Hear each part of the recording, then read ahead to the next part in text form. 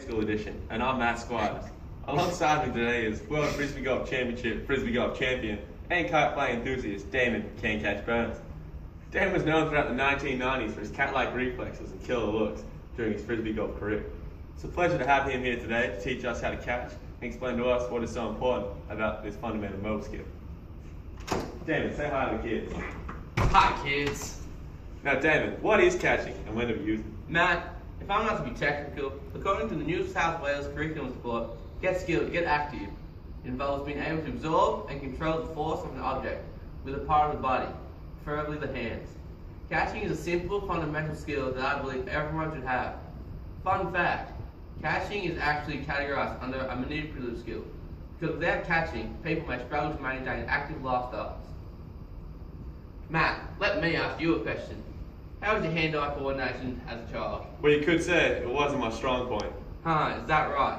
Well, catching can in fact help with hand-eye coordination and has been seen to increase children's confidence levels and in turn develop a positive attitude towards physical activity. Which is so important for young students these days.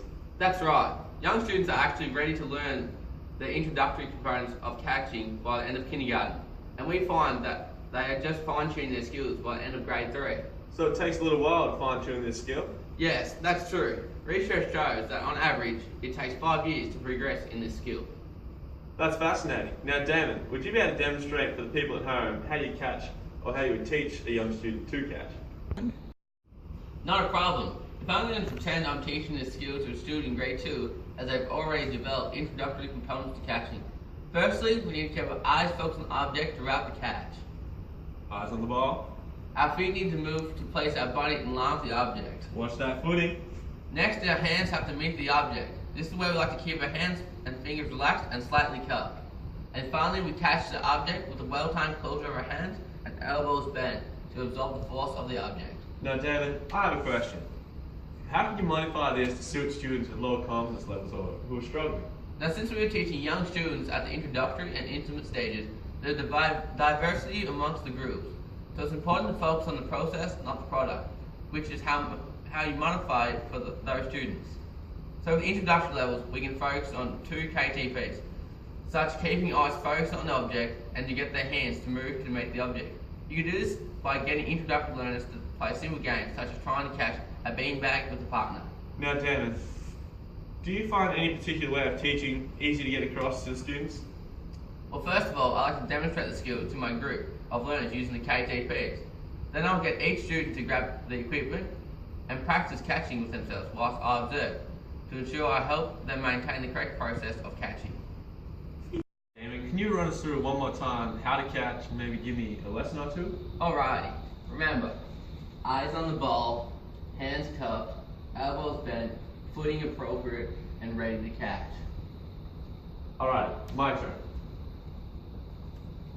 Eyes on the ball, hands cupped, elbows bent, footing appropriate. Perfect, that is the perfect technique. Well, I feel like I could be a Frisbee golf champion after that tutorial.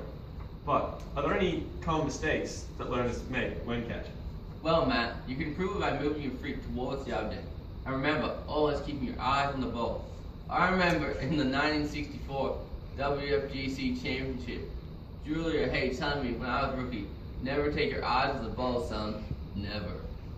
And a few other common errors that I find learners make are not moving hands towards the object, using the wrong body parts to catch, and not bending the elbows.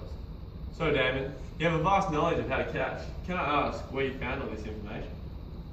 Years of competitive Frisbee golf brings a lot of information, but I also like to refer to a text known as Learning to Teach Health and Physical Education. And I also like to look up curriculum sport, just like the Get Skilled, Get Active report. Alrighty, there you have it kids, the fundamentals to learn how to catch from a true hero of the Frisbee golf world. Thanks for coming down, Damon. It's been an honor, and that wraps up our show tonight. Good night from me, and remember, stay classy, kids.